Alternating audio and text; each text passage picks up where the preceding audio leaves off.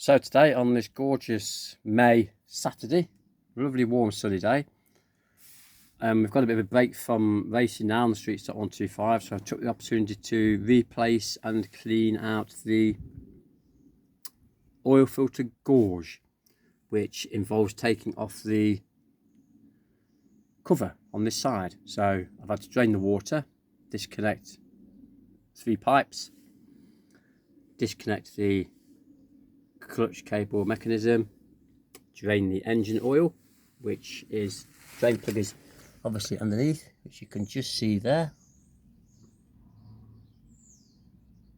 That is lock wired, a requirement for racetrack. So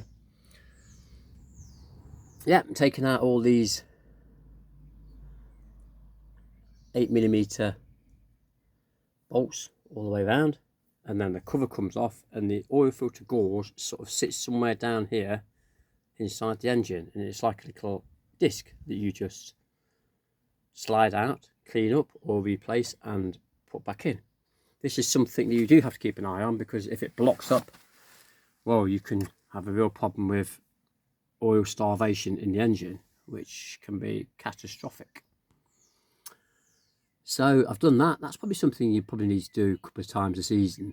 So I've done that, and then also put all this back together, replaced the cover gasket with a bit of sealant as well, put everything back together, filled it with oil. The oil I use in this engine is Castrol Power Racing 10W30 4-stroke engine oil. Good stuff. I change the engine oil once every 2 or 3 meetings.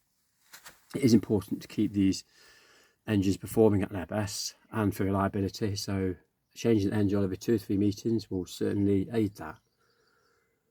Also, because I had to drain the coolant, we've had to top that back up. Remember, these don't run with antifreezing, because you're not allowed to use antifreeze in the coolant system on a track bike, because if you spill antifreeze or have a leak or a radiator pops or a hose splits, you're going to end up with coolant antifreeze on the track, which can be pretty lethal. So just distilled water is used in the radiator. So yeah, that's all done. That's the job done. The next thing I've done, as you can see at the moment, the wheels aren't in, front or back, because we're going from taking the wets out, which we used at Three Sisters, to putting the slicks in, ready for next time out on it. Another thing I've done is change the front sprocket from a 14 tooth on the front to a 15. So there we go, the 15 tooth sprocket is on, because obviously at Three Sisters the circuit is tighter, so we need a smaller front sprocket to give more drive acceleration between the corners. Whilst the circuit we next go to, which will be a test day at Donington in prep for the 2-day at Mallory, we're running 15 on the front, and I'll probably also change the rear sprocket and see how it goes. See how she's revving on the straights, what rev she's getting up to.